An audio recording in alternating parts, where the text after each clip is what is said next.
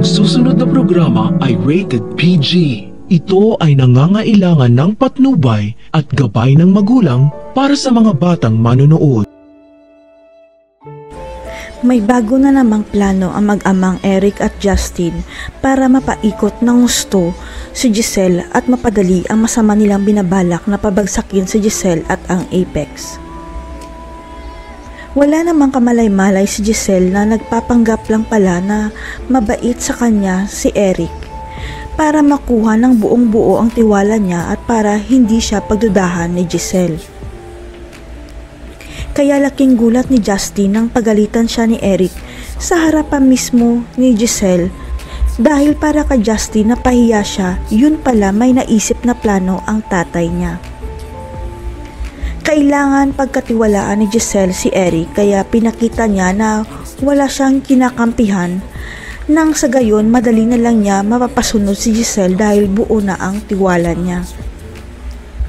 Sa pagdating ni Justin sa buhay ni Giselle, biglang bumaliktad ang kanyang mundo dahil hindi na siya makapag-focus sa kaso ni Lolo Pepe dahil busy na siya sa anak niya.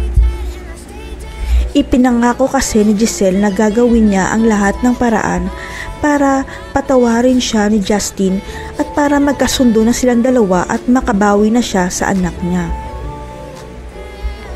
Dahil sa sobrang galak ni Giselle na makabawi sa anak niya, nakalimutan niyang kumpirmahin kung totoo bang si Justin na ipinakilala sa kanya ni Eric ang tunay nilang anak. Naniwala lang si Giselle sa sinabi ni Eric na anak nila si Justin at sa sinabi ni Ubeng na nagmatch ang DNA test niya kay Justin dahil yun ang sabi sa kanya ni Kinito. Hindi man lang tinawagan ni Giselle si Kinito para kumpirmahin ang tungkol sa DNA test o kaya ulitin ang DNA test bago siya nagdesisyon na papasukin sa Apex si Justin. Tama nga ang sinabi ni Eric tungkol sa judgment ni Giselle dahil minsan sablay si Giselle kapag emosyon ang pinapairal nito kaysa logical na desisyon kaya dito siya mapapahamak. Si Eric na mismo nagsabi na ito na ang pinaka-worst decision na ginawa ni Giselle sa tanang buhay niya ang maniwala na si Justin talaga ang tunay nilang anak. Kaya walang kahirap-hirap kay Eric na mapasunod si Giselle dahil nakapasok sila ni Justin sa Apex at ibinigay pa sa kanila ang pinakamataas na posisyon sa ospital. Nagawa pang lokohin ni Giselle ang kapatid niyang si Ubeng dahil ang buong akala ni Doc RJ kay Justin ibibigay ang VP Finance position, yun pala sa ex niyang si Eric na dating drug user.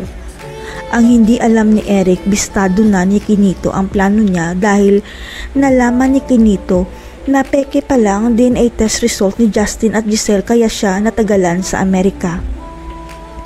Nag-imbestiga pa kasi si Kinito sa Amerika tungkol sa inabandon ng anak ni Giselle at hindi siya nabigo sapagkat nakuha niya ang birth records ng tunay na anak ni Giselle. Nadiskubre ni Kinito na mag-asawang Pinoy pala ang nakaampon sa tunay na anak ni Giselle at inuwi nila sa Pilipinas ang bata kaya mag-imbestiga muli si Kinito sa Pilipinas. Laking gulat ni Kinito nang puntahan ang bahay ng Justin na hinahanap niya sapagkat si Doc Lindon ang bumungad sa kanya at hindi makapaniwala si Kinito.